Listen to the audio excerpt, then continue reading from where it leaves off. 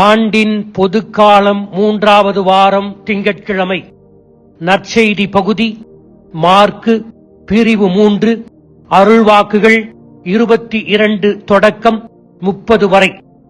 பிசாசுகளின் தலைவனை கொண்டே இயேசு பிசாசுகளை வெளியேற்றினார் என்று யூதச் சங்கத்தில் இருந்து வந்த பார்வையாளர்கள் இயேசுவை பற்றி அவதூறு பரப்பிய போது இயேசு அதற்கு 3 எதிர்வாதங்களை முன்வைத்து அவர்கள் எழுப்பிய பொய்யான குற்றச்சாட்டுகளுக்கு பதிலடி கொடுக்கிறார்.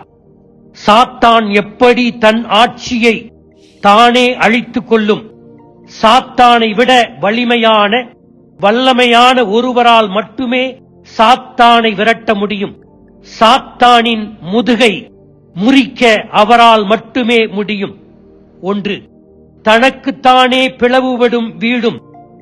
உள்நாட்டுப் போரில் ஈடுபடும் எந்த ஒரு நாடும் தன் நாட்டை தானே அழித்துக் கொள்ளும், தன் வீட்டை தானே அழித்துக் கொள்வார்கள்.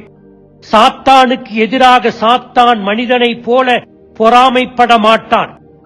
ஒரு சாத்தானை அழிக்க இயேசுவுக்கு உதவி செய்ய இன்னொரு சாத்தான் காட்டிக் கொடுக்க வரமாட்டான்.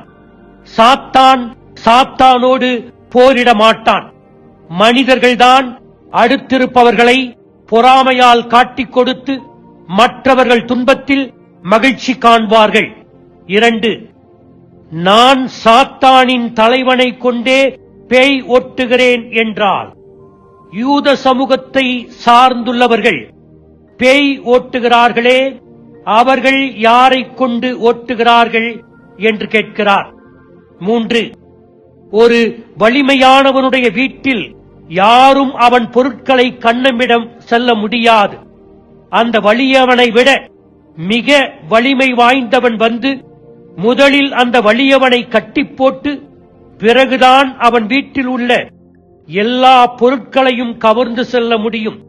அதுபோல பேய்களை வெளியேற்ற தந்தையாகிய கடவுளின் வல்லமையை பயன்படுத்தி பேய்களை ஓட்டுகிறேன் என்று இயேசு அவர்களுக்கு சம்பட்டி அடி அடிக்கிறார். தீயவனை நான் இந்த உலகத்தையெல்லாம் என் கட்டுப்பாட்டுக்குள் வைத்திருக்கிறேன் என்பவனுக்கு இயேசு தன்னுடைய சிலுவை மரணத்தால் தன் உயிரை தியாகம் செய்து நம்மை தம் கைக்குள் வைக்க வேண்டும் என்று நினைக்கும் தீயவனை அழித்து நம்மை மீட்கிறார். இறுதியாக இயேசு எச்சரிக்கை விடுக்கிறார். அப்பட்டமான பொய்களை பொறாமையினால் சொல்வதன் வழியாக தூய ஆவியாருக்கு எதிராக பாவம் செய்கிறார்கள் என்று அவர்களிடம் சொல்லி அவை மன்னிக்க முடியாதவை என்றாலும் உண்மையான மனமாற்றம் அடைந்து மன்னிப்பு கோரினால் கடவுள் தன் கருணையினால் மன்னிக்க கூடியவர் என்பதையும் பல உவமைகள் வாயிலாக இயேசு நமக்கு தெளிவுபடுத்துகிறார். இன்றைய நற்செய்தி நமக்கு தருகின்ற படிப்பினை என்ன? திருப்பலியில் ஒவ்வொரு நாளும் பங்கு பெற்று இயேசுவின் வார்த்தையை கேட்டு நாம் பின்பற்றும் போது தீய ஆவி நம்மை அதிகமாக சோதிப்பான். எது நமது பலவீனம் என்று பார்த்து அந்த இடத்தில் வந்து அமர்ந்து கொள்வான்.